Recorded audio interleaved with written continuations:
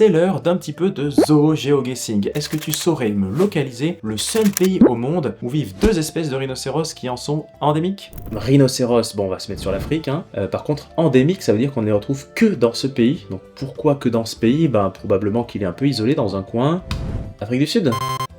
Eh ben non, c'est l'Indonésie. 3 des 5 espèces de rhinocéros actuelles vivent en Asie, dont 2 uniquement dans ce pays, le rhinocéros de Java et le rhinocéros de Sumatra. Mais ça c'est pas du tout naturel, et il y a encore quelques décennies on pouvait voir ces deux espèces arpenter les grandes plaines d'Asie du Sud-Est, que ce soit en Malaisie, au Laos, au Vietnam ou au Bangladesh. Ils ont été chassés jusqu'à leur quasi-extinction pour l'utilisation de leurs cornes dans la médecine traditionnelle asiatique. D'ailleurs, contrairement à ce qu'on entend souvent, c'est pas pour une histoire d'impuissance sexuelle, mais plutôt historiquement pour soigner certaines fièvres et maladies tropicales. Quoi qu'il en soit, à cause de ces croyances infondées, la corne de rhinocéros c'est de la kératine, c'est de l'ongle, eh bien il ne resterait que 80 rhinocéros de Sumatra à l'état sauvage, répartis en populations très fragmentées, et seulement 50 rhinocéros de Java, tous dans l'Ujung Kulon National Park. Il faut donc une implication urgente, nationale et internationale pour sauver ces deux espèces de rhinocéros. Allez, pour le prochain épisode, est-ce que tu me géolocalises le pays où on trouve ces animaux? Donne ta réponse en commentaire et partage cette vidéo.